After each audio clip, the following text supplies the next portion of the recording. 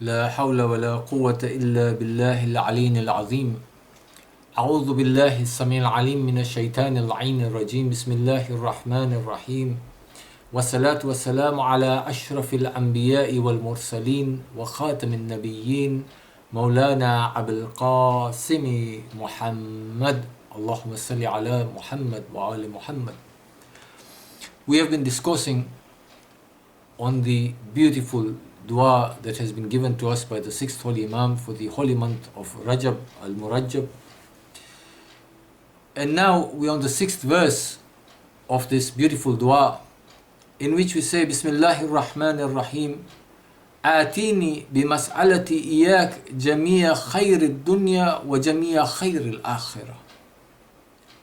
Oh Allah, now that I've recognized that there is all good prevailing from you, I don't get anything but good. I am safe from the punishment and retribution for my sins. Therefore, in this month, inshallah, I will be seeking forgiveness, nearness to you, and seeking not to repeat my mistakes, since you are such a merciful Lord. And oh Allah, since I recognize that for every little that I do, you're giving me in abundance, and I recognize that you give when I ask, and I also recognize that you even give those who do not ask. So now I'm asking. And what does the sixth Imam teach us to ask for?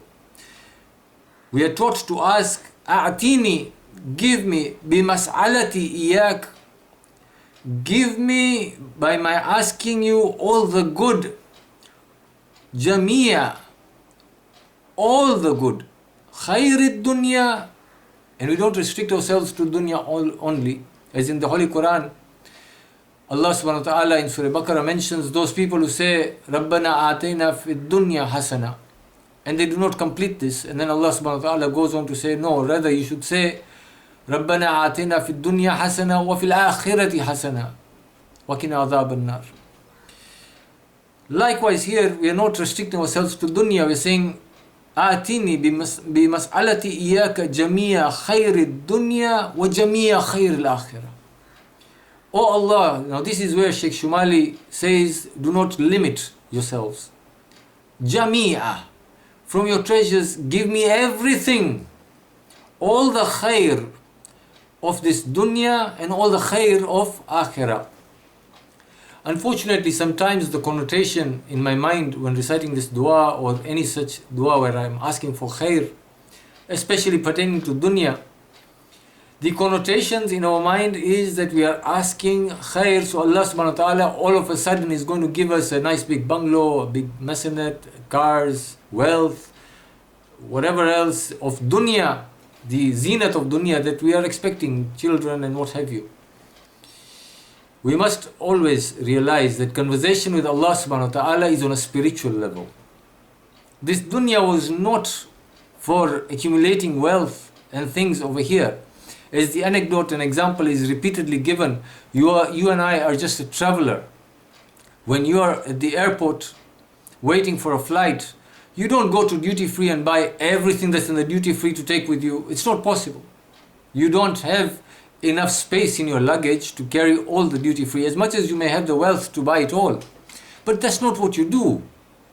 When you're sitting in the waiting lounge, you are actually anxious and anticipating when your flight is announced so you can get on the flight and get to your destination with the least amount of luggage possible. Sometimes even buying a few trinkets here and there for our friends and relatives elsewhere is a chore, because we are worried our luggage is going to be excessive, difficult to manage. We want to travel as light as possible, and that's what this dunya is. It's a journey. We are in transient place. We are in transit. Again, the opposite is also true. It does not mean that we should restrict ourselves from getting of dunya. In fact, Islam looks forward to, or rather encourages one to have a comfortable life in dunya, have the belongings of dunya, to make this life comfortable so that you can achieve your akhirah. The opposite, where a person is always, every moment, pareshan, stressed, worried about the next meal that he's going to get, the next place they're going to sleep at, the next piece of cloth that they're going to wear. If a person is in this state, it is very difficult for this person to achieve akhirah because their mind is fully preoccupied with getting the small creature comforts of this life. So there is a balance. Yes, get the best of this world, but not for the sake of this world. It should be to prepare yourselves for akhirah. So in this dua, when we are asking, give me all the khair of dunya, there we are telling Allah subhanahu wa ta'ala, purify me. Make me of those perfect ones. Make me of those who at every moment of this is counting towards building their akhirah. Make me of those whose every moment is counted as doing tilawat of Quran. Make me of those whose every moment is in tasbih of Allah. Make me one of those who is not ghafil of you, O Allah, for even a split second. That is the khair of dunya.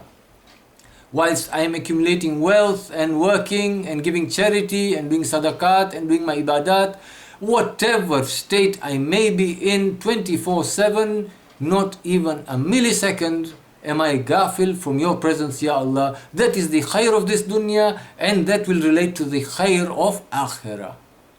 On the day of Qiyamah, it is a famous riwayah that even shaitan at one point will become expectant that he's going to be forgiven. That is the mercy of Allah subhanahu wa ta'ala. Very few will find themselves going towards Jahannam. Very few. According to most riwayat, Allah subhanahu wa ta'ala is oft forgiving, most merciful.